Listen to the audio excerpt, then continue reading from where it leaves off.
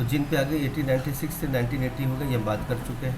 Kohlberg का 1927, gene पियागे के बारे में, स्विस के बारे में बात कर लिए थे, और ये इन्होंने कॉग्निटिव थ्योरी दिया था। कोलबर्ग के बारे में 1927 से 87 की बात हुई थी। साइकोलॉजिस्ट है ये, अमेरिका के रहने वाले।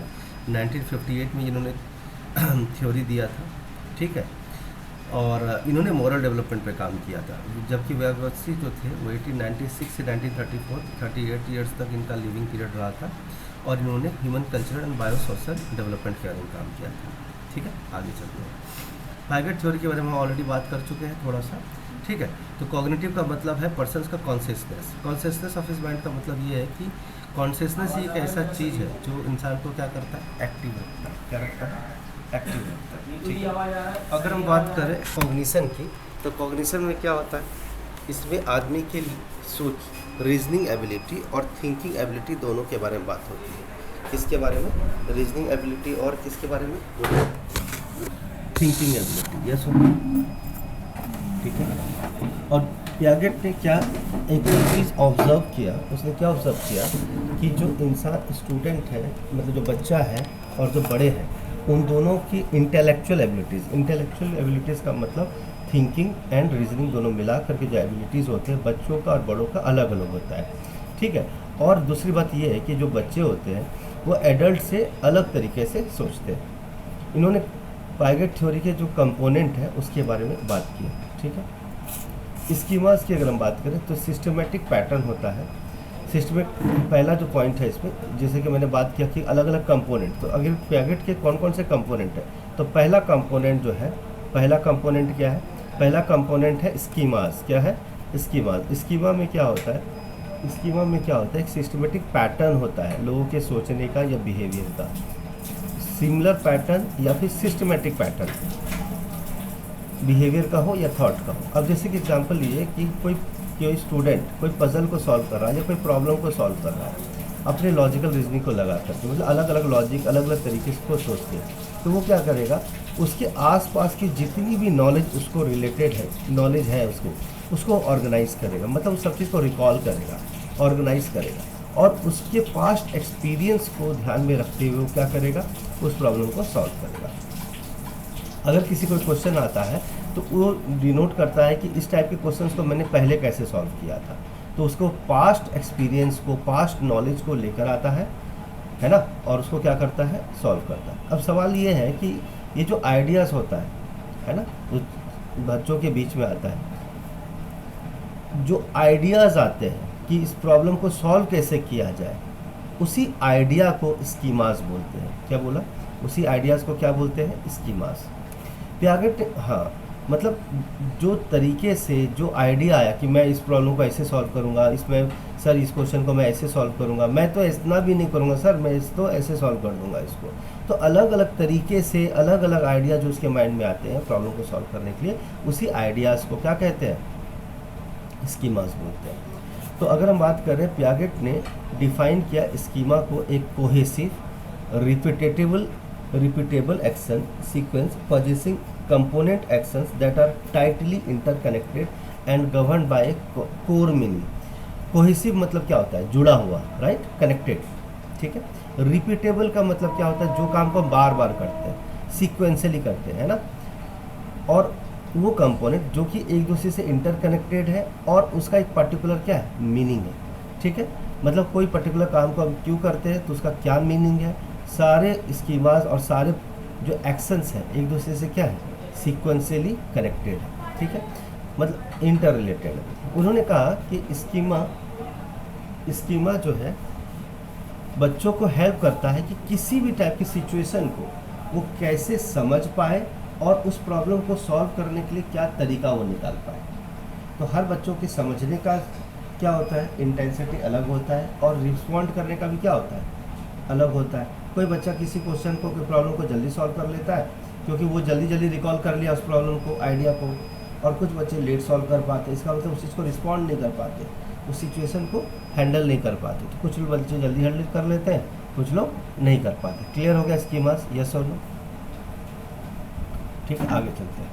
नेक्स्ट बात करते हैं stages of adaptation. Stages of adaptation का मतलब ये होता है कि एडेप्टेशन एक प्रोसेस है of getting familiarized with the world adaptation मतलब जब हम लोगों से मिलते हैं तो अलग अलग टाइप की चीज़ों को क्या करते हैं, अडेप्ट करते हैं। अडेप्ट का मतलब ये हो रहा कि we become comfortable in any situation and accept the culture, the way of living from other people, है ना, सोसाइटी हुआ या कल्चर हुआ। जैसे एग्जांपल देखो, the stages of adaptations are the stages of intellectual development which occur due to this adaptation process. अब देखिए adaptation में क्या होता है, ये एक ऐसा प्रोसेस है जिससे कि हम पूरी दुनिया को समझ पाते हैं और पूरी दुनिया को जान पाते हैं, ठीक है। नेक्स्ट, अब कहा जा रहा है कि जो एडेप्टेशन की स्टेजेस है वो इंटेलेक्चुअल डेवलपमेंट को डिनोट करता है। अब इंटेलेक्चुअल का मतलब ये होता है कि जिस जगह पे हम रहते हैं, जहाँ पे ज़्यादा इंटेलिजेंट लोग रहेंगे वहाँ पे हम ज़्यादा चीज़ सीख पाएंगे, जहाँ इंटेलिजेंट लोग कम रहेंगे वहाँ हम ज़्यादा कुछ नहीं सीख पाएंगे। क्या ये सीधा सीधा बात है? हाँ या ना? हमारा इंटेलेक्चुअल डेवलपमेंट किसकी वजह से होता है कि जिस जगह हम जाते हैं, जिस जगह हम रहते हैं। अब जैसे कि एक इंटेलिजेंट स्टूडेंट के बीच में रहना चाहेगा, राइट, जबकि एक डल स्टूडेंट इंटेलिजेंट लोगों के बीच में अनकंफर्टेबल फील करेगा। बोलिए हाँ या? तो क्या वो अडॉप्ट कर पाएगा उस सिचुएशन को? बोलिए, समझ आ रही है बात? ठीक है, चलिए, इसमें भी अलग अलग स्टेजेस होते हैं। आवाज आ रही है मेरी? ठीक है, तो इसी में अलग अलग स्टेजेस होते हैं। पहला होता है एसिमिलेशन। एसिमिलेशन में क्या होता है कि this means absorbing something into the present schemas. Something into present schemas का मतलब ये हो रहा है कि सपोज किसी के पास कोई आइडिया आया या कोई पर्टिकुलर आइडिया है, उस आइडिया को हमने अडॉप्ट कर लिया, मतलब सामने वाले ने कहा और हमने उस बात को मान लिया। क्या ये बात समझ में आ रही है? एसिमिलेट मतलब एसिमिलेट हो जाना, मिल जाना, घुल मिल जाना। यानी इसका मतलब ये हो रहा है कि स्कीमा का मतलब क्या होता है? Idea to solve any particular problem. ये सॉल्व, ठीक है। मैंने बोला, आपने बोला कि इस प्रॉब्लम का ऐसे सॉल्व करना है, तो मैंने बोला हाँ भाई बिल्कुल सही बोल रहा हूँ, मैं भी इसी आइडिया को फॉलो करूँगा और इसी प्रोजेक्ट को एब्जॉर्व कर लूँगा। मतलब मैं उसी भी आपके ही आइडिया को एक्सेप्ट करता हूँ और उसको उसी तरीके से सॉल्व करता हूँ। क्या ये बात समझ में आ गई? ये सॉल्व। दूसरा, एकोमोडेशन। एकोमोडेशन का मतलब होता है changing the ways of thinking and actions for managing objects. बोला देखिए, एसिमिलेशन में तो क्या जो जैसे था वैसे ही हमने एक्सेप्ट कर लिया, ज़्यादा दिमाग नहीं लगाया, ठीक है, अडॉप्ट कर लिया, ठीक है। एकोमोडेशन में क्या होता है कि अपने सोचने के तरीके बदल देने अपने, और जो ऑब्जेक्ट्स हमारे आसपास हैं उसको करने के तरीके बदल देते हैं। तो एकोमोडेशन का मतलब क्या है कि किसी भी काम करने के तरीके बदल देना या उस काम को करने के सोचने के तरीके बदल देना, ठीक है, और किसी तरह को ऑब्जेक्ट को कैसे मैनेज करना है ये समझना, ठीक है। क्या ये बात समझ में आ गया? ये सब क्लियर, ठीक है। आगे बात करते हैं। अगला वर्ड है इक्विलिब्रेशन। क्या है? इक्विलिब्रेशन। इक्विलिब्रेशन, इक्विलिब्रेशन का मतलब या फिर डिसइक्विलिब्रेशन। अब ये टर्म क्या है? नाम में लिखा है इक्विली, क्या लिखा है? इक्विली। अब इक्विली से लगता है इक्वल वाली बात है ना, तो जरा समझते हैं क्या होता है। Equilibration takes place when a child's schema can deal successfully with the present information given through assimilation। अब बोलेंगे सर ये क्या बात है? देखिए, जैसे कि एसिमिलेट का मतलब क्या होता है? हमने कोई चीज़ बोला और बच्चे ने उस बात को मान लिया। ये इक्विलिब्रेशन का स्टेज है कि जो आइडिया माँ बाप ने दिया या जो भी आइडिया आसपास में उसको मिला किसी भी प्रॉब्लम को सॉल्व करने के लिए, ठीक है, तो उसने इंफॉर्मेशन को प्रोसेस किया अपने माइंड में, प्रेजेंट इंफॉर्मेशन को एक्सेप्ट कर लिया और एक्सेप्ट कर लिया वैसे ही कर लिया जैसे कि वो चीज़ें थी। बात समझ में आ रही? ठीक है, बराबर कि नहीं? मतलब कोई प्रॉब्लम को सॉल्व करने के लिए किसी ने प्रॉब्लम को सॉल्व करने का तरीका बताया और आपने उसको एक्सेप्ट कर लिया, तो ये और उसी तरह से एक्सेप्ट कर लिया जिस तरह से वो सॉल्यूशन या वो आइडिया था। क्लियर है? ठीक है। और बच्चे का सोचने, कभी कभी बोलते हैं अरे मैं भी तो यही सोच रहा था यार, ऐसे करना है, मैं भी तो यही सोच रहा था, बोलते हैं ना अपन कभी कभी, मैं भी यही सोच रहा था। वो बोलता था कि ठीक है पहले क्या करेंगे हम लोग, क्या ना ये वाला जो तस्वीर है ना टीवी के ऊपर लगाएंगे। अरे मैं भी यही सोच रहा था कि टीवी के ऊपर लगाएंगे, अच्छा लगेगा देखने में। मतलब क्या है कि सेम आइडिया को उसने क्या कर दिया, एक्सेप्ट कर दिया। ठीक है, लेकिन वो बोलता है अरे नहीं यार टीवी के ऊपर अच्छा नहीं लगेगा, एक काम करो दूसरे दीवार पे लगाओ इस तस्वीर को। तो यहाँ पे क्या हो गया कि वो उसका तरीका बदल गया कि टीवी के पास रखेंगे तो रिफ्लेक्शन आएगा, दूसरी जगह रखेंगे तो वो ज़्यादा चाहिए, वो एकोमोडेशन हो गया कि किसी भी काम को करने के सोचने के तरीके बदल देना। जबकि एसिमुलेशन मैं भी जो सोच रहा था आपने भी वही सोचा, प्रेजेंट स्कीमा को एक्सेप्ट कर लिया, इक्विलिब्रिएशन का स्टेज आ गया। क्लियर है? हाँ या नहीं? ठीक है, आगे चले। ये so this provides motivation for the child development. इससे क्या होता है, इक्विलिब्रिएशन में क्या आता है, बच्चों को किसी काम को करने में क्या मिलता है, मोटिवेशन मिलता है। However this equilibration occurs if new information cannot be dealt with successfully with the existing schemas. Such a new situation will cause disequilibrium. अब यहाँ पे देखिएगा, ये सपोज कीजिए कि जो स्कीमा है, जो प्रॉब्लम सॉल्व करने के तरीके हैं, जो आइडिया है, वो आइडिया बच्चा ना समझ पाए। क्या बोला मैंने? कोई नई चीज़ें मैंने आपको सिखाया है ना। अगर मैंने बोला चाय बनाने के एक तरीके होते हैं जो आपने पहले से सीख रखा है, लेकिन अगर मैं तरीका बदल दूं थोड़ा तो आप उस चीज़ को नहीं समझ पा रहे हो। या फिर किसी भी प्रॉब्लम को सॉल्व करने का कोई नया मेथड बताते हैं ना, तो बोलते हैं नहीं नहीं नहीं वो एक्स, सर आप एक्स मान के बनाओ, वही मेथड सही है। अब जब मैंने बोला कि कोई दूसरा मेथड ट्राई करते हैं, रेशियो मेथड ट्राई करते हैं, तो बोले कि नहीं नहीं सर ये मेरे को समझता नहीं है, पहले वाला ही ठीक है। इसका मतलब क्या हुआ कि जब मैं नया इन्फॉर्मेशन दिया, ठीक है, तो can not B dealt with successfully with the existing schemas. मतलब जो आइडिया से हम प्रॉब्लम को सॉल्व करते थे, जिस तरीके से उस प्रॉब्लम को सॉल्व करते थे, अगर आपने तरीका बदल दिया तो मुझे नहीं समझ में आया कि वो तरीका क्या था, तो ये कौन सा कॉज हो गया, कौन सा सिचुएशन हो गया, नया सिचुएशन में डाल देना, क्या हो गया, डिसइक्विलिब्रियम। क्लियर है? ये सुनो, समझ में आ गई बात? चलिए आगे देखते हैं। नेक्स्ट स्टेजेस ऑफ डेवलपमेंट के बारे में बात करते हैं। ठीक है, पियागेट सजेस्ट किए that children understand the world around them by adjusting their ideas when they find differences between what they know and what they discover. ठीक है, स्टेजेस ऑफ डेवलपमेंट का मतलब ये है कि नेचुरल सी बात है, हम लोग ऑलरेडी बहुत सारी चीज़ें पढ़ चुके हैं। 0 to 2 ईयर्स में अलग डेवलपमेंट होता है ना। ठीक है, सेंसोरी मीटर होता है, मालूम होगा आपने, है ना, सेंसोरी मीटर होता है। ठीक है, फिर उसके बाद क्या होता है, प्री ऑपरेशनल होता है 2 to 7 ईयर्स, फिर 7 to 11 ईयर्स कॉन्क्रीट ऑपरेशनल होता है, फिर लास्ट में 11+ में क्या होता है, फॉर्मल, है ना, फॉर्मल होता है।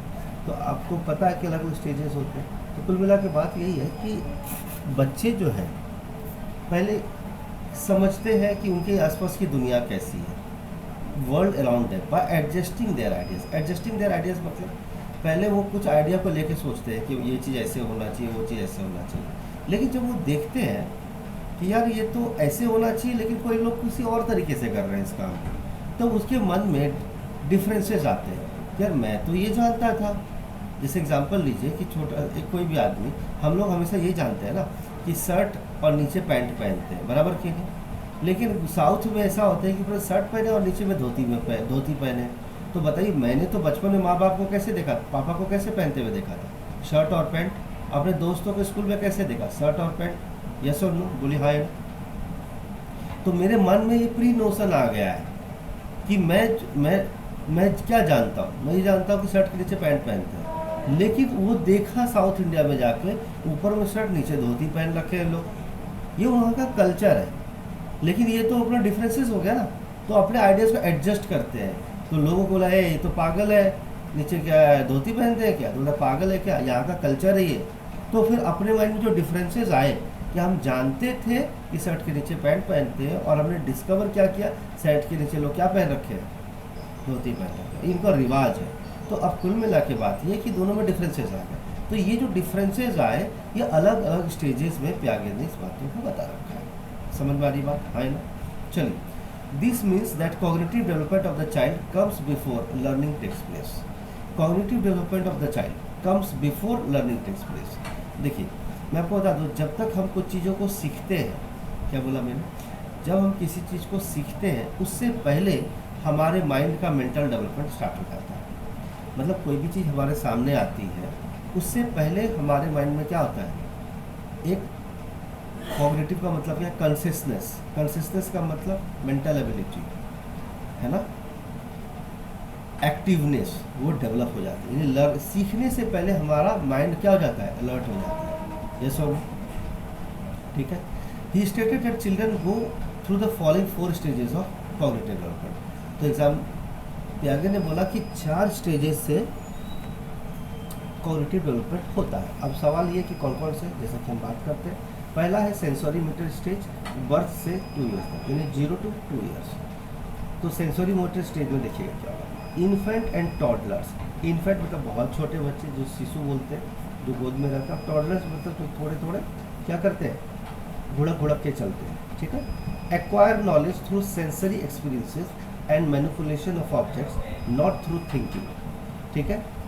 तो वो क्या करते हैं? किसी चीज़ को, सेंसरी का मतलब क्या हो? सेंस ऑर्गन्स, टच करना, टेस्ट करना, आँखों से देखना। आप समझ रहे मैं क्या कर रहा हूँ? टच करते हैं, स्किन वाला मामला हो गया है ना, या फिर हाथ से टच करते हैं, सेंस ऑर्गन हुआ। आँखों से देखते हैं, सेंस करते हैं, है ना। स्मेल करते हैं, किसका स्मेल कैसा है, और इसका स्मेल खुशबूदार है ना। फिर टेस्ट करते हैं, वो मीठा है, नमकीन है, तीखा है ना। हालांकि 2 ईयर्स तक तो बच्चा दूध ही पीता है, या फिर 2 ईयर्स तक कल मिला की बात ये है कि बेसिक लेवल का जो टेस्ट है वो समझ में आने लग जाता है उसको। ठीक है। लेकिन हाँ, वो जो कुछ भी करता है ये सेंस ऑर्गन से करता है, लेकिन उसका थिंकिंग एबिलिटी डेवलप नहीं होता है। वो सोच नहीं पाता कि उसे क्या करना है, बस वो अपने बॉडी के मूवमेंट को स्टार्ट कर देता है। Eight this point in development a child intelligence consist of its basic motor. Basic motor का मतलब क्या होता है? ड्यू टू मूवमेंट, मतलब क्या करता है? वो मूवमेंट करता है, चलता है। एंड सेंसरी, जैसे कि मैंने बोला, eyes, ears, mouth, nose and touch. Eye से मतलब देखेगा, कान से सुनेगा, माउथ से क्या करेगा? माउथ से बोलेगा, है ना, थोड़ा थोड़ा। ठीक है। और नोज जिसे स्मेल करेगा, और टच जो हाथ से करेगा, इसके जो भी है। एक्सप्लोरेशन ऑफ द वर्ल्ड, मतलब कुल मिला के 2 साल तक यही सेंस काम करता है। उनका ब्रेन डेवलप नहीं होता है ना, लेकिन ये 5 चीज़ें ही काम करती हैं वो सारे बच्चों के लिए। मतलब 0 to 2 ईयर्स तक कोई भी बच्चा सुपर जीनियस नहीं है, गॉड गिफ्टेड है, ऐसा कुछ भी नहीं है। इसलिए ये 5 सेंसेस ही काम कर रहे हैं। ठीक है। कौन कौन से? E square M N T, E, eyes, ears, mouth. तो एग्जाम में पूछ सकता है ना, eyes, ears, mouth, nose, touch, है ना। ठीक है। इसके अलावा कोई ऑप्शन दे देगा तो समझ लेना कि सेंसरी ऑर्गन नहीं। ठीक है, ऑप्शन दे दिया, है ना। क्लियर है। और ये मोटर स्किल्स इसलिए बोला क्योंकि वो सारा चीज़ मूवमेंट करके देता है ना। चलिए आगे। Piaget said that developing the understanding, वो अंडरस्टैंडिंग को जो डेवलप करना है, that objects continue to exist even when they can not be seen, was an important element at this point of development of a child. This concept is called object permanence. देखिएगा ये बहुत अच्छा है। जैसे कि mummy है, ठीक है, मम्मी ने हाथ में गुड़िया ले लिया, क्या ले लिया? गुड़िया या एक खिलौना ले लिया, लेकिन मम्मी ने क्या, उसको चादर में छिपा दिया। तो बच्चा क्या करता है? उसको लगता है कि पक्का मम्मी ने इसको छिपा दिया। ऐसा नहीं है कि वो कहीं गायब हुआ है, वो पक्का जो है ना चादर के नीचे गया है, बराबर कि नहीं। ये बच्चा थोड़ा थोड़ा जो है क्या करता है, इस पॉइंट पे समझने की कोशिश करता है कि वो कहाँ चला गया। उसको सरप्राइज होने लग जाता है कि यार अभी तो मेरे आँख के सामने था, कहाँ चला गया। लेकिन वो ये भी बात समझता है कि नहीं, कहीं नहीं गया है। Understanding that objects continue to exist even when they can not be seen. एक बार आप उसको दिखा दो और उसको गायब कर दो तो उसके मन में बैठ जाएगा कि यार वो कहीं ना कहीं है जरूर, वो गायब नहीं हुआ है, वो वापस कभी ना कभी आएगा, मुझे कभी ना कभी दिखेगा। करेक्ट। और ये जो पॉइंट ऑफ डेवलपमेंट होता है इसी को ऑब्जेक्ट परमानेंस बोलते हैं। ऑब्जेक्ट परमानेंस का मतलब कुछ भी गायब नहीं हुआ है, एक बार जो चीज़ दिख गया है वो चीज़ें हैं। जैसे किसी बच्चे ने अपनी मम्मी को देख लिया, ठीक है, तो उसके बाद मम्मी एक बार और आई, उसके बाद मम्मी नहीं दिख रही, इसका मतलब ये नहीं कि मम्मी कहीं और चली गई है, मम्मी है लेकिन मुझे अभी दिख नहीं रही। यानी मम्मी एग्जिस्ट करती है इस दुनिया में, राइट। उसी तरह से खिलौना एग्जिस्ट करता है, वैसे ही टॉफ़ी, चॉकलेट सब कुछ एग्जिस्ट करता है। और एक बार बस उसके सामने, आपके सामने ले आओ, वो उसके लिए ऑब्जेक्ट परमानेंट उसकी मेमोरी में चला जाता है। फिर उसके बाद दोबारा लेकर आइए, सपोज आपने कोई टॉफ़ी लेकर आया, उसको मीठा लगा, तो उसको नेचुरल सी बात है, वो पता चल जाएगा वो टॉफ़ी में, उस टेस्ट को वो महसूस कर सकेगा, ठीक है, या फिर कह सकते हैं विजुअलाइज कर सकते हैं। चलिए, by learning that objects are separate and distinct entities. Separate का मतलब हर ऑब्जेक्ट क्या होता है, अलग दिखता है। हर खिलौने एक जैसे तो होते नहीं, हर चॉकलेट भी एक जैसा नहीं होता, हर लोग एक जैसे नहीं होते, है ना। And distinct entities that they are of existence of their own outside of individual perception, children are then able to begin to attach names and words to objects. ठीक है, जैसे एग्जाम्पल लीजिएगा, ये बात आप समझ गए होंगे। क्या होता है कि हर चीज़ों का नाम अलग है, करेक्ट, और इंडिविजुअल परसेप्शन डेवलप होता है बाहर से। अब बताइए जैसे क्या, जैसे मम्मी आई, मम्मा बोलती बेटा बोलो मम्मा मम्मा मम्मा, 10 बार बोलवा दिए। फिर पापा आए, पापा का भी कॉल कराए, बेटा पापा बोलो बोलो पापा। फिर उसके बाद क्या है, एक पानी का ग्लास लेकर आई, पानी का ग्लास, एक ग्लास को बार बार 5 बार पानी का ग्लास पानी का ग्लास पानी का ग्लास बोला जा रहा है। ठीक है, तो क्या हो रहा है, मम्मा क्या कर रही है, किसी एक चीज़ को बार बॉटल बॉटल बॉटल बॉटल, उसके मन में छप जाता है ये बात, ठीक है, कि यार इस चीज़ को अब बॉटल्स बोलते हैं, है ना। ये जो लेडी मेरे सामने है उसको मम्मा बोलते हैं। ये जो पापा बार बार आते हैं पापा पापा बोलते हैं, वो उसको बोलते हैं पापा बोलते हैं। दादाजी एक ओल्ड टाइप के होते हैं, या फिर मतलब एक हर चीज़ को क्या करता है, आउटसाइड ऑफ इंडिविजुअल परसेप्शन, मतलब खुद से भी कुछ परसेप्ट नहीं कर, जो मुझे सामने दिख रहा है ना, उसको नाम अटैच किया जाता है। ये नाना है, ये पापा है, ये चाचा है, ये मम्मा है, ये खिलौना है, ये गुड़िया है, ये गाड़ी है ना। तो ये सारी चीज़ें क्या उसको नाम अटैच करते हैं और उस ऑब्जेक्ट्स को क्या किया था, नाम दिया जाता है। क्लियर है, समझ में आ रही बात। तो ये सेंसरी मोटर का बात था, जिसमें कि पहले सेंसर मोटर डेवलपमेंट के बारे में बात की गई थी, सेंसरी ऑर्गन्स के बारे में बात की गई थी, फिर ऑब्जेक्ट परमानेंस के बारे में बात की गई थी कि अगर वो एग्जिस्ट हर प्रोजेक्ट करता है। तीसरा जो है कि ये कहा जाता है कि हर चीज़ों को वो नाम देना स्टार्ट कर देते हैं, इंडिविजुअल परसेप्शन, और बच्चे उसका फिर धीरे धीरे क्या कर रहे थे, नाम लेते, जैसे कि पापा पापा बार बार बोलने लग जाता है ना। फिर जैसे ही दूर से देखता है 2 साल में, तो थोड़ा थोड़ा बोलना स्टार्ट कर देता है पापा पापा, है ना। दूर से अगर दादा आए तो देख के बोल देता है दादू दादू, बोलने लग जाता है ना थोड़ा थोड़ा, ये सुनो। तो कुल मिला के बात ये कि ये जो छोटे छोटे नाम है उसके ऑब्जेक्ट्स है, उसका नाम रखना स्टार्ट कर देता है। क्लियर है, ये सुनो, ठीक है। चलिए आगे देखते हैं। प्री ऑपरेशनल स्टेज 2 साल से लेकर 7 साल तक। अभी देखिएगा इस समय पे बच्चा जो है कौन से क्लास में रहेगा, आप खुद बताओ। 4 साल में पढ़ाई स्टार्ट होती है ना। पहले नर्सरी में रहेगा, फिर यूकेजी, फिर एलकेजी, 6 साल हो गए। 1 यानी क्लास 1 में या मैक्सिमम क्लास 2 में रहेगा, बराबर। तो अपन ये क्या एक्सपेक्ट कर सकते हैं क्लास 1 के या क्लास 2 के बच्चे से, चलिए देखते हैं। Children learn through pretense and play but are not still logical thinkers, है ना। बच्चा क्या करता है, ज़्यादातर क्या होता है, जैसे लोग खेल प्रिटेंड करता है खेलने का, या प्रिटेंड करता है कोई काम करने का, ठीक है, कि ये काम मैं खुद से कर लूँगा, ठीक है, कोशिश करता है। उसको ईगो सेंट्रिक भी होता है, वो हम बात करेंगे धीरे धीरे करके, ठीक है।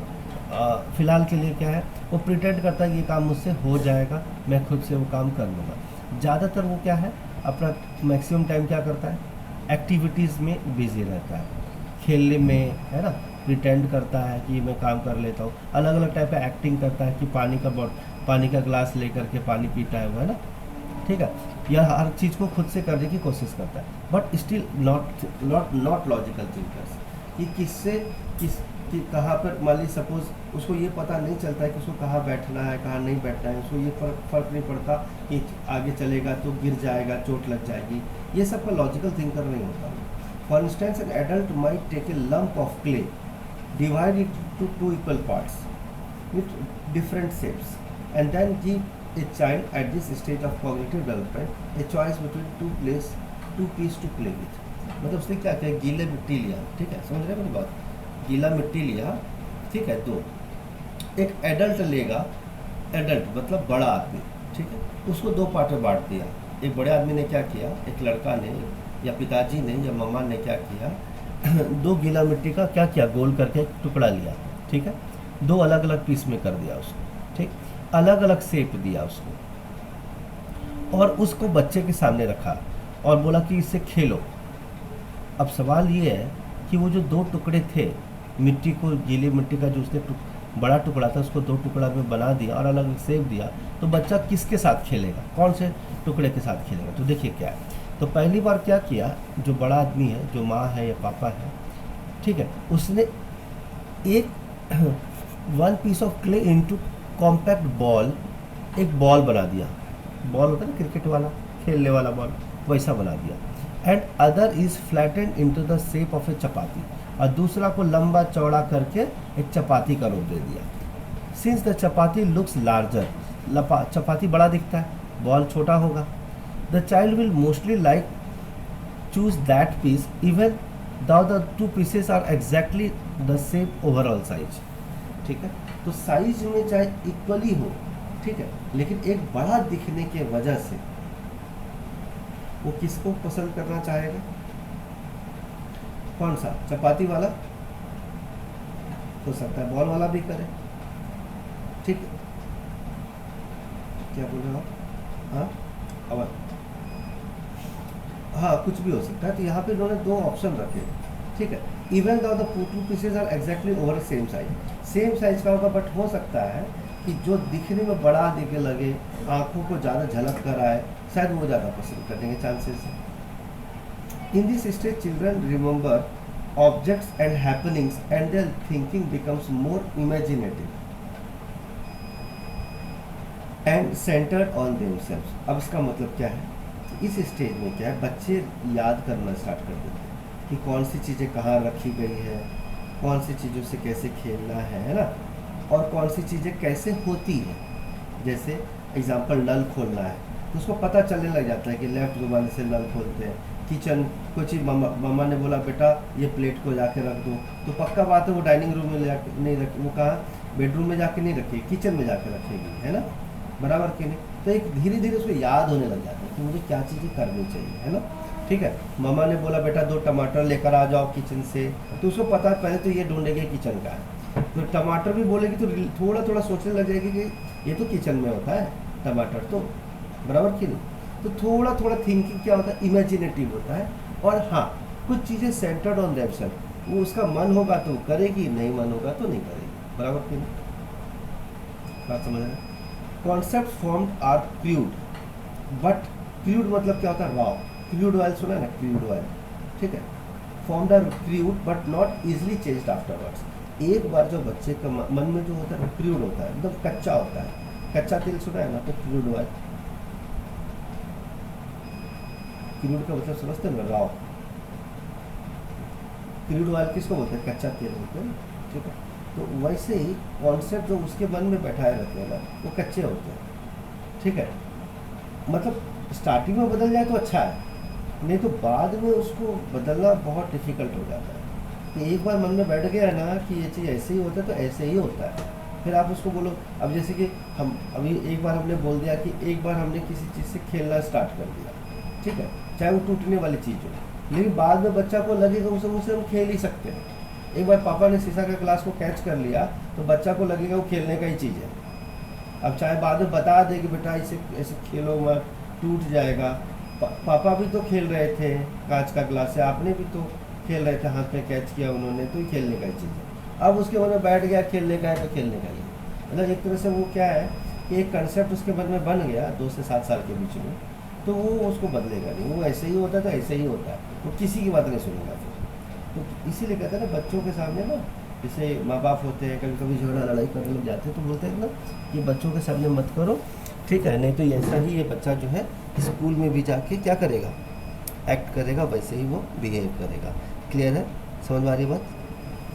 चलिए दिमाग में आगे बात करते हैं। चलिए, their vocabulary increases from 200 words at 2 years to about 2000 words at 7 years। तो अब आपको मैं बता दूँ कि स्कूल में अलग अलग टेक्स्ट बुक होते हैं ना 2 साल का, ठीक है। तो मैं बता देता हूँ, जब वो नर्सरी का होता है तो A for apple, B for ball, C for 26 letter हो गए। अब उसको मैच दी कॉलम में सिखाते हैं, तो कुल मिला करके 2 साल तक वो कहाँ तक कर पाएगा, 200 वर्ड तक का जो है वर्ड याद रख सकता है। मम्मा हो गया, पापा हो गया, हाँ, चॉकलेट हो गया, बॉल हो गया, बैट हो गया, है ना, टीवी हो गया, जो छोटे छोटे वर्ड्स हैं 2 साल तक वो 200 वर्ड तक याद रख सकता है, बात समझ रहे, या फिर समझ सकता है। लेकिन जब वो 7 साल का हो जाता है तो उसकी मेमोरी 2000 वर्ड तक याद करने की कैपेसिटी हो जाती है। आप समझ रहे मैं क्या कर रहा हूँ? इसीलिए किताबों में उतनी ही वर्ड्स डाले जाते हैं जितना बच्चा क्या कर सके, लर्न कर सके। ये तो पता चला कि भर भर के आपने डाल दिया, बच्चा कुछ याद ही नहीं हो रहा है ना, ईजी लिखना पड़ता है। तो 7 साल तक 2000 वर्ड तक वो याद कर सकता है या लर्न कर सकता है या समझ सकता है। जबकि 2 साल तक मम्मा पापा टेबल कुर्सी बॉटल, हैं आप समझ रहे हैं ना, टीवी फ्रिज टमाटर, हैं किचन हॉल बेडरूम बेड, हाँ पिलो, ये से जो वर्ड्स है ना वो लर्न कर पाएगा, बट उससे ज़्यादा नहीं कर पाएगा। आप एक्सपेक्ट करोगे कि वो माउस बता देगा, वो है माउस बता देगा, आईपैड बता देगा, वो सब आप नहीं कर सकते। मतलब आप जो चीज़ आप हमेशा यूज़ करो तो आप वही बोल सकते हो। तो उतनी बात कॉल करके समझ में आ रही है बात। They also believe that in animate objects like toys dolls for instance have feelings and emotions. अब टॉय से देखिए कभी कोई छोटे बच्चे बात करने लग जाते हैं, है ना, तो उसको लगता है कि उससे वो बात कर सकता है, मतलब उनको लगता है कि इसके अंदर लाइफ है। हमें पता है कि लाइफ उसके अंदर नहीं है, लेकिन उसे बातें करने लग जाते हैं, तुम बहुत बदमाश हो, है ना, मतलब टॉय के साथ खिलौना के साथ तुम खराब हो गए, ऐसा वैसा नॉटी हो, ऐसे मतलब बातें करने लग जाते हो। जब उनको पता होता है कि ये रियल नहीं है, बट वो टॉयज़ के अंदर रियल लाइफ को फील कर सकता है। ठीक है, उसको लगता है कि टॉयज़ के अंदर भी क्या, like toys have feelings and emotions. उसको लगता है टॉयज़ उससे बात कर सकते हैं और टॉयज़ के पास इमोशंस है, जबकि ऐसा कुछ भी नहीं है। ये हमें पता है, लेकिन छोटे बच्चे 2 साल के, उनको लगता है कि डॉल्स के अंदर भी क्या होती है, लाइफ होती है, फीलिंग्स होती है और इमोशंस होती है। ठीक है, इसीलिए वो किसी चीज़ को देखता है तो उसको क्या मान लेता है, रियल मान लेता है। आप समझ गए मेरी बात। तो प्री ऑपरेशनल स्टेज में हमने क्या क्या देखा, क्या देखा कि वो बच्चा प्रिटेंड करता है और खेलता है, लेकिन लॉजिकल थिंकर नहीं होता है। दूसरा एग्जाम्पल के लिए दो पीसेस लिया हमने क्ले का, अलग अलग शेप दिया, बच्चा जो चपाती के लिए बॉल का लिया, जिसमें कि हमने देखा कि बच्चे ने उस चीज़ को पसंद किया जिसका साइज बड़ा था। इसमें भी हमने थोड़ी सी बात ये की कि बच्चे इमेजिनेटिव होते हैं, है ना, और सेल्फ सेंटर्ड होते हैं, मतलब उसको जो पसंद है वो लेके चले जाएंगे, भाग जाएंगे। जैसे कोई बॉल लिया लेकर के किचन, मतलब आपने बॉल दिया ना तो वो लेकर के मेरे को पास करो, मैं भी खेलूंगा तुमसे, पापा बोलते हैं बच्चों को मैं भी खेलूंगा तुम्हारे साथ, तो तुम बॉल पास करो। एक बार पूछते थे, फिर बॉल लेकर के भाग गया वो बेडरूम में, फिर बोलता है नहीं दूंगा मैं। अब बताइए, ये तो सेल्फ सेंटर्ड वाली बात होगी, है नहीं? उसको लगता है ये चीज़ मेरा है तो मैं क्यों दूँ, है ना। ठीक है, तो भले ला के पापा ने दिया था। दूसरी बात कि उनके जो कॉन्सेप्ट होते हैं बहुत क्रूड होते हैं, बहुत रॉ होते हैं, एक बार जिसके मन में बैठ जाता है वो निकलता नहीं है जल्दी, इसलिए ध्यान रखना चाहिए बच्चों को लेकर। तीसरा पॉइंट ये है कि बच्चे की एक मेमोरी होती है। मेमोरी का मतलब ये होता है कि अगर 2 साल का बच्चा है तो 200 वर्ड तक याद रख सकता है, और 7 साल का बच्चा है तो 2000 वर्ड तक याद रख सकता है। ठीक है, हाँ मतलब गॉड गिफ्टेड हो गया तो फिर अलग ही मामला होगा। हाँ, ये जो हम बात कर रहे हैं आईक्यू लेवल की बात कर रहे हैं, जो नॉर्मल आईक्यू लेवल, चाहे वो इंडिया का स्टूडेंट हो, अमेरिका का हो या फिर सिंगापुर का हो। तो मतलब एक इनर एवरेज, क्योंकि पैगेट तो वैसे भी इंडियन नहीं थे, पैगेट स्विस थे, स्विट्ज़रलैंड के रहने वाले आदमी थे, है ना। तो उन्होंने कौन से बच्चों पे रिसर्च किया होगा, नेचुरल से बात इंडियन पे तो किया नहीं होगा, हो सकता है किया हो, I don't want to go to that thing, but हाँ रिसर्च डेफिनेटली उन्होंने काफ़ी सारे बच्चों पे किया होगा। लेकिन हो सकता है वो अमेरिका पे जाके तब ये मिला कि उनको लगा कि बच्चे 200 वर्ड तक याद रख सकते हैं।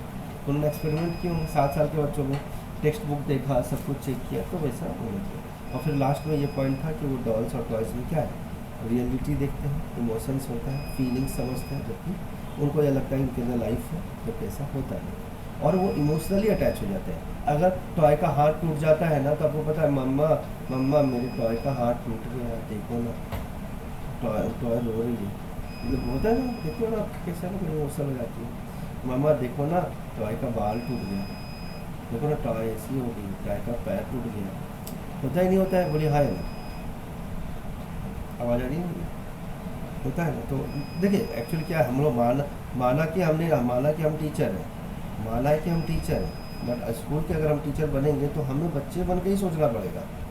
इसीलिए ये कोर्स, हाँ, उनके पर्सपेक्टिव से सोचना पड़ेगा। हम लोग ये नहीं बोलेंगे कि तुम छूट गया तो क्या बात है, दिमाग मत खराब हो, तो कान पकड़ के खड़ा कर देंगे, मुर्गा बना देंगे। तो बच्चे की पर्सपेक्टिव सोचना पड़ेगा। इसीलिए डिग्री आपको या जो है एग्ज़ाम आपसे कंडक्ट कराया जाता है, ताकि आप बच्चों की फीलिंग्स और इमोशंस को समझें और बच्चे की तरह सोच करके उनके प्रॉब्लम्स उस एज ग्रुप में जा करके उनके पर्सपेक्टिव सोच के उसको सॉर्ट आउट करें, ताकि आपको पता चले कि ये बच्चे ऐसा क्यों कर रहे हैं। आप 500 वर्ड धमाका मचा दोगे और पीटोगे पकड़ के तो अच्छी बात है क्या?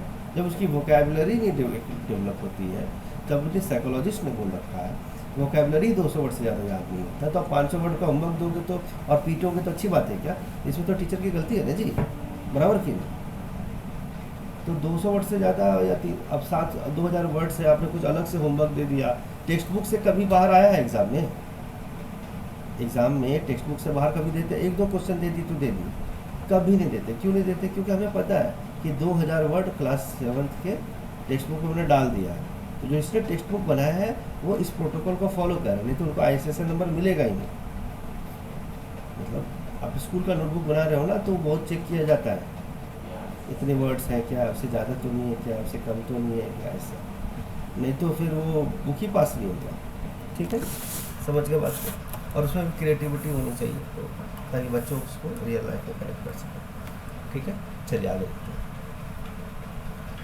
नेक्स्ट आता है कॉन्क्रीट ऑपरेशनल स्टेज, 7 से 11 साल। कौन से क्लास में होता बच्चा?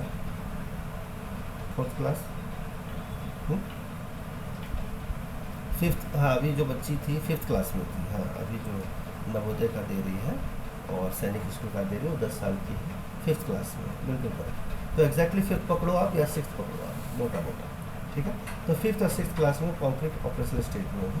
तो देखते हैं कि 5th क्लास के स्टूडेंट्स अब क्या क्या एक्सपेक्ट कर सकते हैं या उनके बारे में क्या क्या जानकारी होनी चाहिए। अगर आप स्कूल में 5th क्लास के स्टूडेंट को पढ़ाते हैं तो आप इतना ही एक्सपेक्ट करें जितना कि साइकोलॉजिस्ट ने बोल रखा है, उसके आसपास भी रख सकते हैं। तो चलिए कहानी को स्टार्ट करते हैं। इस केस में क्या है, बच्चे बहुत सारे सवाल पूछते हैं, लेकिन इस बारे में हम बात करेंगे आराम से। बट फिलहाल के लिए began to think more logically.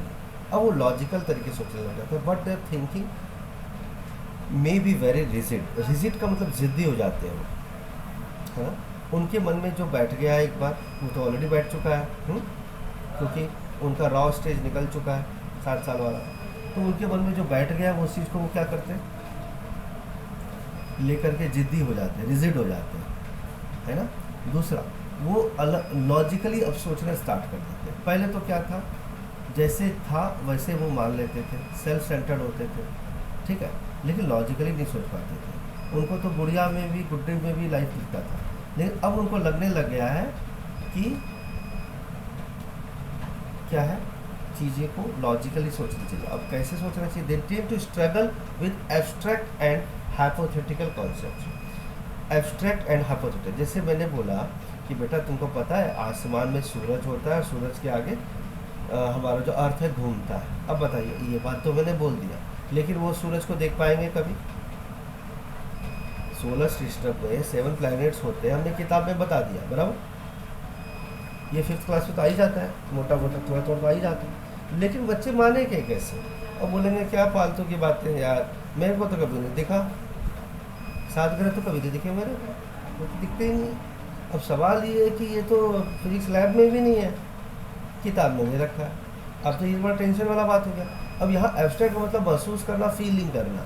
तो देखिए, हम लोग बता देते हैं, बच्चे रट लेते हैं, याद कर लेते हैं, लेकिन टेक्निकली वो रिजिड हो जाते हैं, यार ऐसा क्यों है, तो 1000 सवाल करने शुरू कर देते हैं, ठीक है। लेकिन हाँ, वो अपनी ही आइडिया बनाने लग जाता है, हाइपोथेटिकल कॉन्सेप्ट को लेकर के वो स्ट्रगल कर रहे हैं, समझ में नहीं आ रहा है, रट ले रहे हैं लेकिन मज़ा नहीं आ रहा। अब मैंने बोला एटम होता है ना, उसके इलेक्ट्रॉन्स चारों ओर घूमता है। बताइए, ना इलेक्ट्रॉन्स कभी दिखा है उनको तो फिजिक्स लैब में?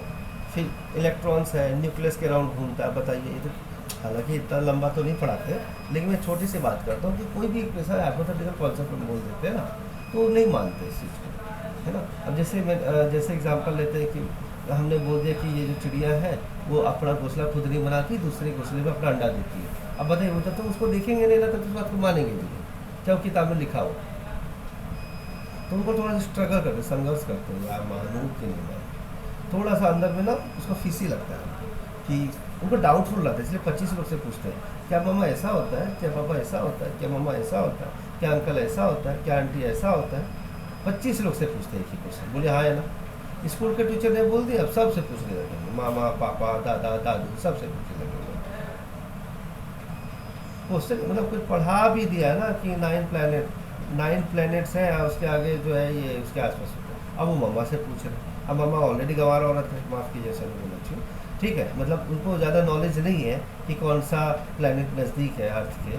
तो फिर पापा से पूछेगा बच्चा, फिर अंकल से पूछेगा, फिर आंटी से पूछेगा।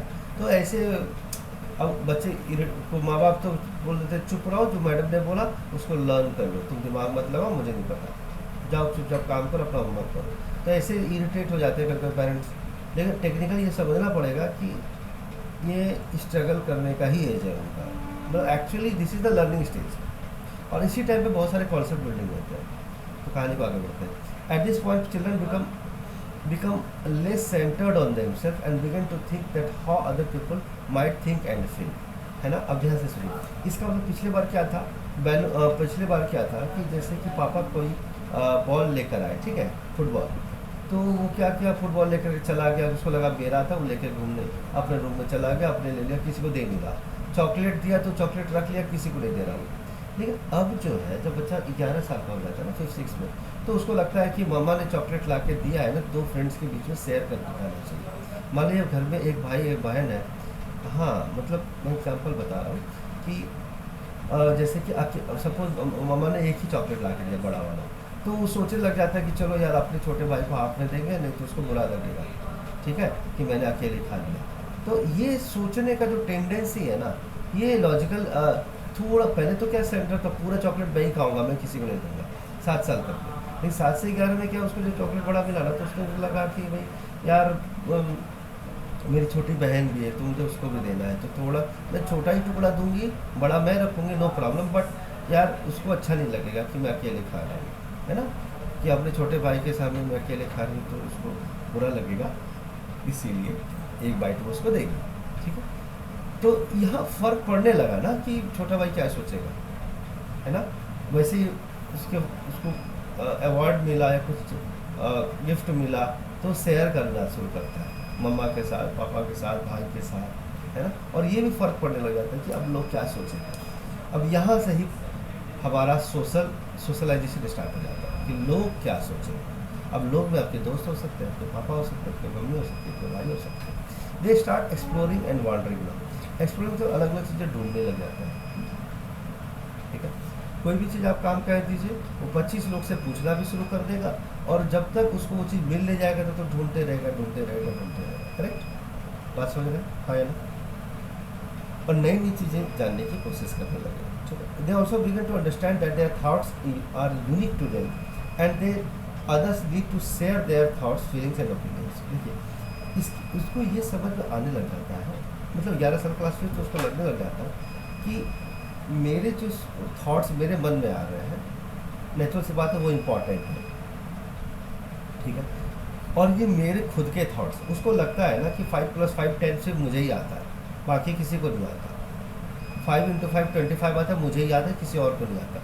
इसीलिए वो एक थोड़ा सा एक सुपेरियरिटी का एक फीलिंग रखता है कि, और वो जब भी कुछ अच्छा करता है ना, कि तुमको पता है मुझे पापा ना कल चॉकलेट ला करके दिए बड़ा वाला, क्योंकि मेरे को ना प्राइज़ मिला डांस कंपटीशन में। अब ये अपनी थॉट्स को जाके किस, पापा ने चॉकलेट ला के दिया, क्यों ला के दिया, क्योंकि मैं डांस में ना फर्स्ट आई, या स्कूल में जा कर के कुछ भी होता है ना, वो घर में आके बताता है, बोले हाँ है ना। तो उसके अंदर जो फीलिंग्स चल रहा है, तो उसको कैसा फील हुआ। जैसे स्कूल में डांट पड़ी, तो अपने फीलिंग्स को किसके सामने एक्सप्रेस करेगा, अपने मम्मी पापा।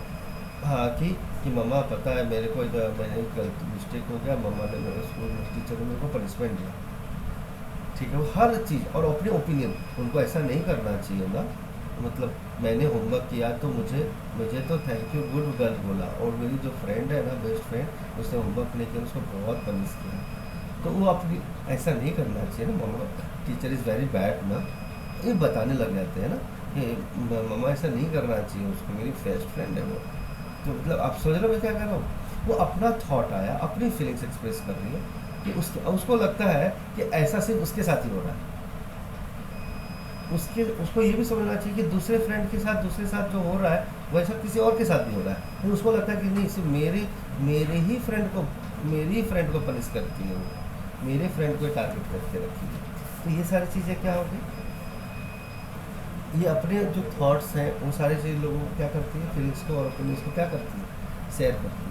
और वो जो करना चाहती है ना, या जो करना चाहता है वो बच्चा 7 से 11 साल के बीच में, वो लोगों को बताता भी है। They start solving mathematical problems by using for instance building blocks their fingers. ठीक है, ठीक है। मैथमेटिकल प्रॉब्लम्स का मतलब बिल्डिंग ब्लॉक्स। बिल्डिंग ब्लॉक का मतलब जैसे माचिस का आपने बॉक्स लिया, उसको एक एक करके सजा करके लंबा सा टावर बना दिया, है ना। फिंगर्स का यूज़ किया डॉग बनाने के लिए, फिंगर्स है ना, अपन 2 फिंगर को टच कराते हैं, वो भी होता है। हाँ, कुछ हाँ पजल हो गया, या फिर जो अलग अलग टाइप के होते हैं, और अपना फिंगर्स का यूज़ करके जो है अलग अलग टाइप के बनाने लगते हैं। डॉग है ना, वो अलग अलग टाइप का वो बनाने लग जाते हैं, और अपने फिंगर्स का यूज़ करके मतलब अपने प्रॉब्लम्स को क्या करते हैं। जैसे कि मैं बोलूँगा 2 + 2 कितना हुआ, तो 3 + 2 क्या हुआ, तो लेफ्ट हैंड से 3 काउंट करेंगे और राइट हैंड से 2 काउंट करेंगे। तो 3 + 2 5, दोनों हाथ का यूज़ करते हैं ना कैलकुलेशन में बच्चे।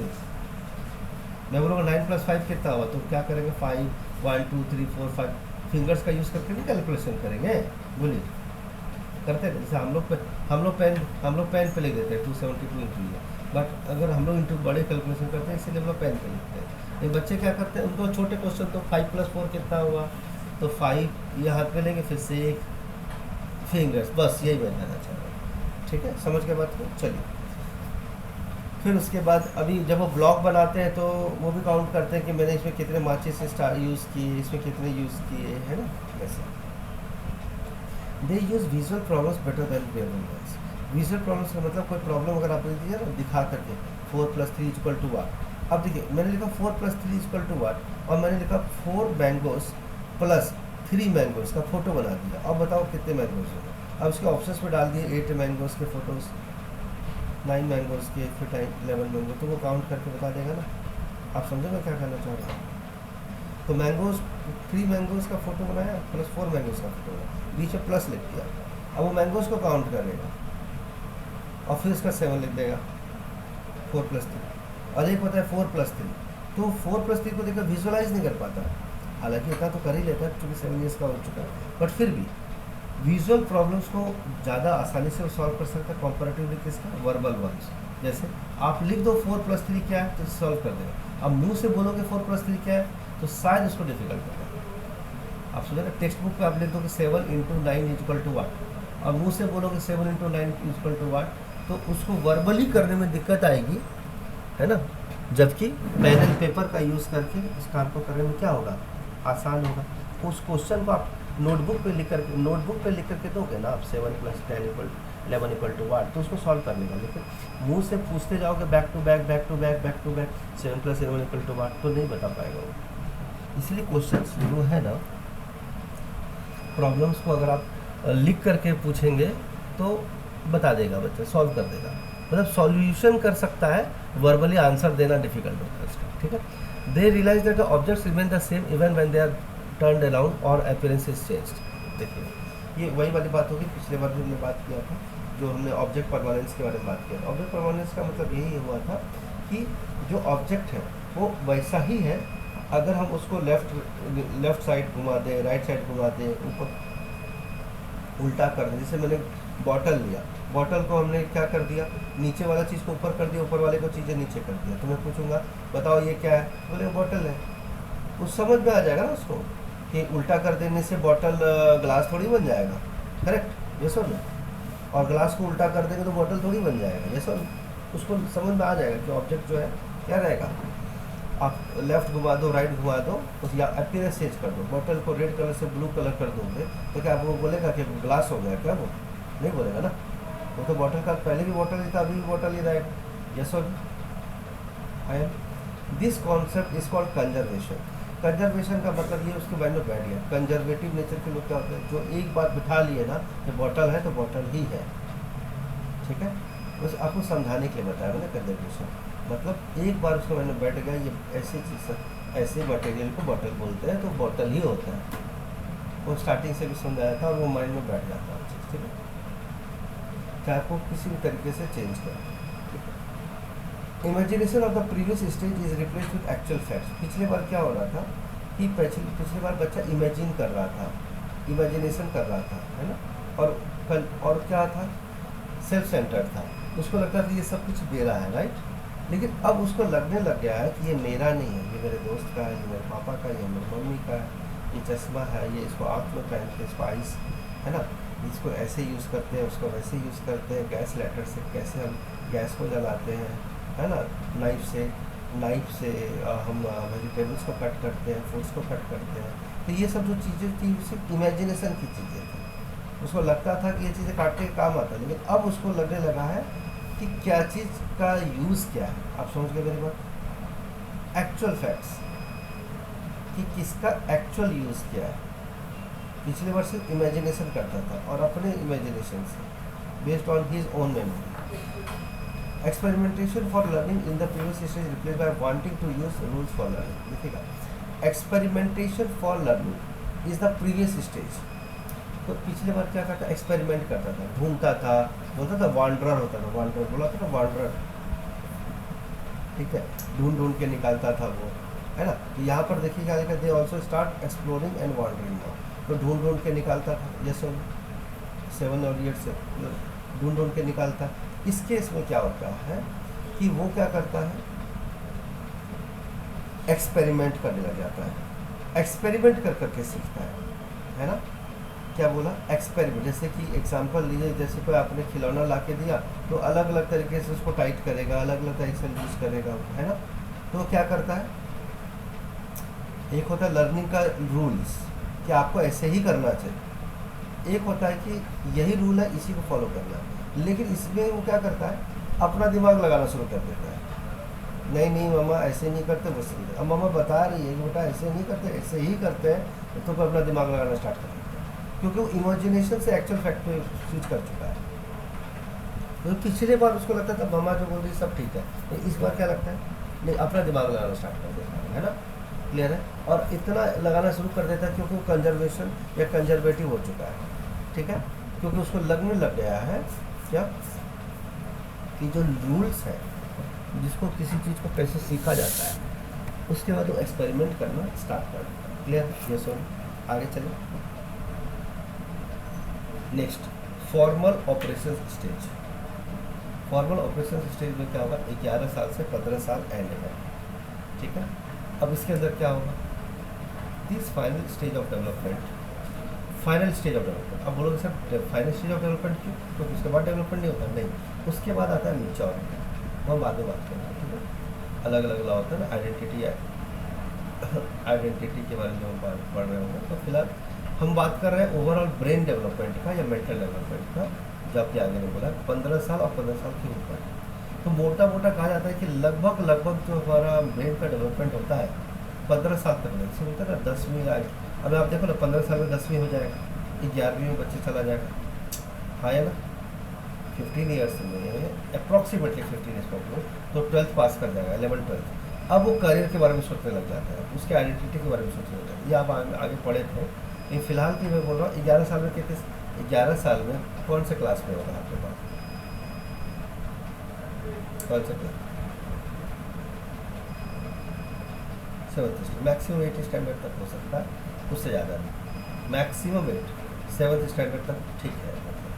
लेकिन अगर हम बात करें तो ये जो बात करें 7th स्टैंडर्ड से ले करके, अगर मैं 15 साल या फिर आप पकड़ लो 12th तक, 7th स्टैंडर्ड से 12th स्टैंडर्ड तक की भी आप बात करोगे तो एंड एवव भी लिखा है ना, इसीलिए फॉर्मल ऑपरेशन स्टेज। तो मैं 7th स्टैंडर्ड के बच्चे से लेके 11th स्टैंडर्ड के बच्चे तक से हम क्या एक्सपेक्ट करते हैं, यानी कॉलेज गोइंग स्टूडेंट से हम क्या एक्सपेक्ट कर सकते हैं, ठीक है। देखिए, this final stage of development involves an increase in logic, the ability to use deductive reasoning and an understanding of abstract ideas. देखिए, इसी टाइम पे 12th के टाइम पे बच्चा IIT क्लियर करता है, बोले हाँ है ना, कुछ बच्चा फर्स्ट अटेम्प्ट में कर लेता है, कुछ बच्चा नहीं, क्योंकि एब्स्ट्रैक्ट। अब बताइए, हमने बोला अभी देखिए हमने फिजिक्स में बता दिया सोलर सिस्टम में ये चीज़ें होती है, इलेक्ट्रॉन्स ऐसे वाइब्रेट करते हैं, फ्लो ऑफ इलेक्ट्रॉन्स होता है, वो हर चीज़ को समझने लग जाता है, हर चीज़ को मानने लग जाता है। पहले क्या था, बोलता था नहीं नहीं ऐसे कैसे सेवन। अभी क्या फिजिक्स में कुछ भी लिख दो ना, इक्वल टू mc स्क्वायर है तो है, वेलोसिटी ऑफ लाइट 10⁸ मीटर पर सेकंड है तो है, क्यों है उसके बारे में बात ही नहीं करना। मेरे को समझ में आ गया है कि स्पीड ऑफ लाइट बहुत तेज जाती है, सन की जो किरणें हैं इतनी फास्ट पहुंच जाती है, वो समझने लग जाता है। पहले तो लड़ेगा वो, अरे भाई वो चांद से लाइट यहाँ तक कैसे पहुँच गई, लेकिन उसको समझ में आ गया क्योंकि जब उसको पढ़ा दिया ना फिजिक्स में कि speed of light equal 3 to 10⁸ metre per second, तो वो अपना रीजनिंग लगाने लग जाता है, अरे सच में स्पीड ऑफ लाइट इतना ज़्यादा तेज है तो डेफिनेटली तो पहुँच ही जाएगा चांद का लाइट धरती पे, ठीक है बराबर है। तो वो लॉजिक डिडक्टिव रीजनिंग भी लगाने लग जाता है और एब्स्ट्रैक्ट आइडियाज़ भी समझने लग जाता है। इस पॉइंट पे क्या होगा, चिल्ड्रन कैपेबल हो जाता है seeing more than one potential solution, एक से ज़्यादा प्रॉब्लम को सॉल्व करने के तरीके ढूंढ लेता है ना। प्रॉब्लम चाहे सेम हो बट सॉल्व करने के तरीके अलग अलग ढूंढ लेगा वो। And think more scientifically and logically about the world around them. Scientifically का मतलब ये होता है कि based on science and logically based on logic, कि यार पॉसिबल है क्या नहीं। ऐसी बातें ना करो जो इम्पॉसिबल, और जैसे बोलेगा आदमी हवा में उड़ने लगेगा बिना पंख का, तो ये कोई लॉजिक की बात ही नहीं। साइंस भी इस बात को नहीं मानता और ये लॉजिक पॉसिबल नहीं है।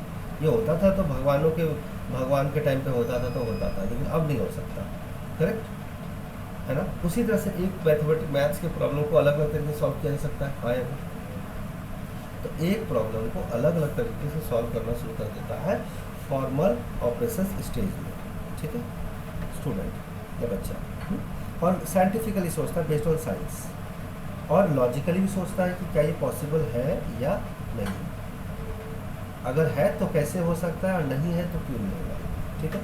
चलिए they can do mathematical calculations, think creatively. Creatively का मतलब ये है कि जैसे कि मैंने बोला 10 × 12 कर, तो एक तो आप बचपन में आप जैसे करते वैसे करूँगा, और मैं बोलूँगा 12 × 14 करना है, तो मैं बोलूँगा 12 4 जा 48 और 120 + 48 168। अब देखिए कितना जल्दी कर दिया मैंने। लेकिन कुछ लोग बच्चे कैसे करें, 12 × 14 कैसे करेंगे, जैसे आपने स्कूल किया था ना, 2 4 जा 8 2 1 जा 2, ऐसे करते बराबर किए जैसे बचपन में करते थे। तो मैंने ही एक क्वेश्चन को दो अलग अलग तरीके से सॉल्व करना है। यस और अब मुझे 12 × 14 करना है, तो मैं लिख सकता हूँ ना 10 + 4 × 12, तो 120 + 48 168 है। मैं ऐसे भी लिख सकता 14 × 10 + 2, तो 140 + 28। तो मैं दोनों तरीके से सॉल्व कर दिया, एक ही क्वेश्चन को मैं अलग अलग तरीके से क्या कर दिया, सॉल्व कर दिया। लेकिन ऐसा मैंने क्यों किया, क्योंकि मुझे लगा कि 10 + 2 × 14 कर सकते हैं, तो हम 14 × 10 + 2 क्यों नहीं कर सकते। तो ये मैंने खुद सोचा ना, मुझे तो टीचर ने सिर्फ आधा ही बताया था, लेकिन मैंने क्या किया, खुद से सोचा। उसी तरह से ये थॉट्स मेरे मन में खुद से आए, है ना। Introspecting, examining their own thoughts and feelings and thinking about their roles in society. जो हमारे मन में थॉट्स चल रहे हैं, फीलिंग्स चल रहे हैं, उसके बारे में सोचना कि क्या मैं ये सही सोच रहा हूँ या गलत सोच रहा हूँ। जो फीलिंग्स मेरे मन में आ रहा है क्या वो सही है या गलत है, या मैं किसी के लिए सही फील कर रहा हूँ या गलत फील कर रहा हूँ। मम्मा अच्छी है, पापा अच्छे हैं, है ना, क्यों अच्छे हैं क्यों ख़राब है, ये सब हमारे मन में आने लग जाता है। ये सब इंट्रोस्पेक्टिंग का मतलब होता है जजिंग। क्या होता है, judging and thinking about their roles in society. और हमारे क्या रोल्स हैं सोसाइटी में वो हमें पता होना क्या चाहिए। जैसे कि आप देखो छोटे जैसे कुछ फेस्टिवल होते हैं ना, गणपति फेस्टिवल हो गया, या कुछ फेस्टिवल होते नहीं होते, ये सुनो ठीक है। तो उस टाइम में क्या करता है, क्योंकि बच्चा जो है 11 से 15 ईयर्स के एज में आ चुका है, तो उसको लगता है कि सोसाइटी में जाके लोगों की क्या करनी चाहिए, हेल्प करनी चाहिए, और साथ साथ में लोगों को कोऑपरेट करना चाहिए। ये प्यागे के बारे में थोड़ी सी बातें और करते हैं। प्यागे consider the children's intellectual development is a process in which they do not add more information and knowledge to their existing knowledge as they get older, but there is a qualitative change in how children think and they gradually progress through these 4 stages. देखिए प्यागे का कहने का मतलब ये है कि intellectual जो development है ना, मेंटल डेवलपमेंट जो है, इसका मतलब ये नहीं कि सिर्फ आप नई चीज़ें अपनी इन्फॉर्मेशन में नई चीज़ ऐड करते जाओ, या फिर जो आप पहले से जानते हो, अब चूँकि एज बड़ा हो रहा है, मेच्योर हो रहे हो, तो नई नई चीज़ें नॉलेज गेन करते जाओ। बट एक क्वालिटेटिव चेंज भी आता है कि बच्चे सोचे तो अलग सोचे, और सोचने का तरीके से फर्क पड़ता है। As the gradually process these 4 stages. Thus a child at 7 does not have a more information about the world than he did at age 2. There is a fundamental change in how he thinks about the world. अब जो 7 साल का बच्चा है उसके पास दुनिया की ज़्यादा नॉलेज होगी। जब वो 2 साल का था तो उतना नहीं सोच सकता था, राइट। तो जैसा कि आपने देखा कि सोचने का तरीका भी बदल गया। जब वो 2 साल का था तो उतनी चीज़ें नहीं सोच पाता था, जबकि वो 7 साल का हुआ तो ज़्यादा चीज़ें सोचने लग गया। यस और नो? क्लियर है? बोलिए। ठीक है, ठीक है।